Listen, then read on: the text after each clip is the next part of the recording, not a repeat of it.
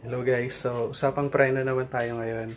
Na-experience nyo na ba yung nagpipreno kayo ng sasakyan nyo, tapos parang may maingay, may tumutunog pagka namipreno kayo, parang ik ik, yan, ganun yung sound niya, parang may naiipit. So, ito, tuturo ko sa inyo kung paano yung pwede natin gawin, i-check. Ayan, basic lang, basic. Ito. So, ayun guys. Pakiramdaman nyo muna pag namembreno kayo habang nasa loob kayo ng sakyan, pakiramdaman nyo kung saan banda yung maingay, kung saan banda yung tumutunog, at doon nyo muna unahing i-check yung gulong. So, simple lang, tanggalin nyo lang yung gulong. Ayan. Tapos ito, make sure nga pala guys, baba yung handbrake na. Yan, naka-release yung handbrake, hindi naka-engage para matanggal tong drum brake. So, to tinanggal ko na to kanina, medyo matigas, pinukpok ko lang mga gilid-gilid, ganyan, para humiwalay. Tapos, ayan, hilain nyo lang, uga-ugain nyo lang, ayan, ayan, hirap pag isang kamay. Ayan, tanggal ko na to kanina. Yan. Yan.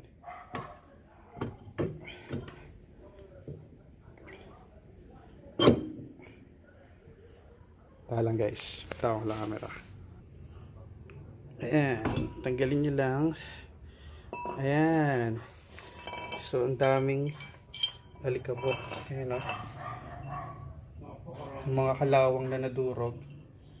Yan yung nagkukos ng maingay na tunog. Okay. Ayan o. Mga kalawang yan na nadurog eh. So yan, yung nagkukos ng ingay pagka nagpepreno. So gagawin nyo lang, linisin nyo lang.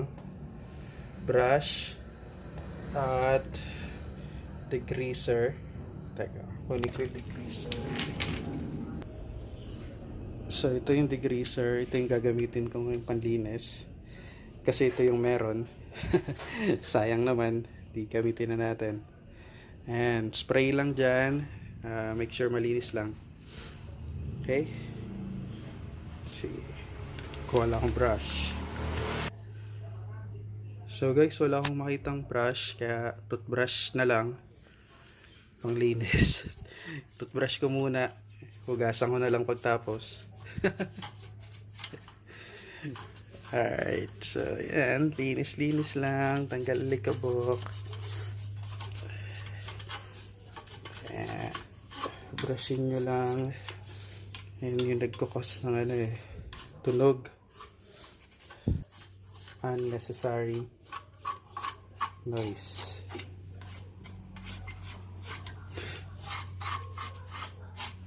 Ayan.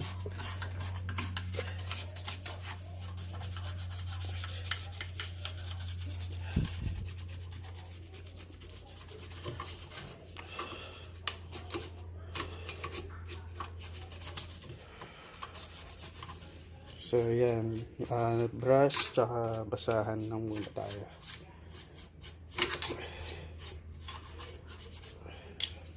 Linis. So pati mamaya yung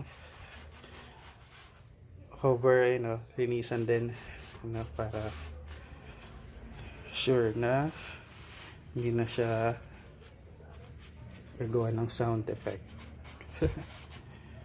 Okay, spray. Sana huwag masira, no?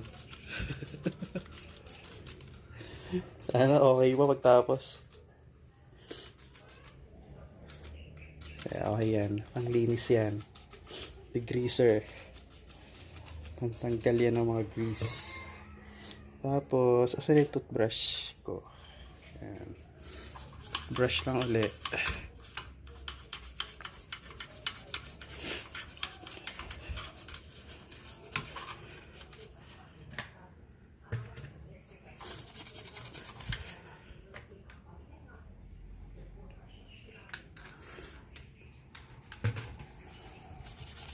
Ayan, so brush lang. Tanggal lang ang mga dumi-dumi.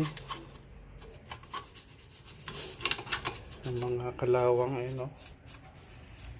So pagka nagpreno ka nga naman, may ipit yan dito. Tutunog talaga siya na gagawa siya ng sound. Okay.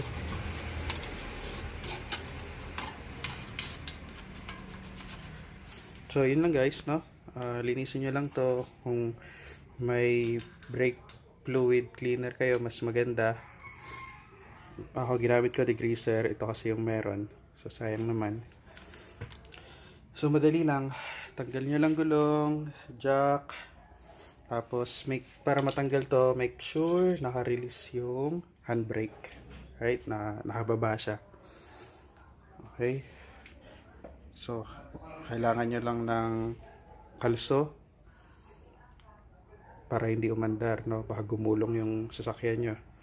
So sa pagbabalik, ganun lang din, salpak nyo lang ito.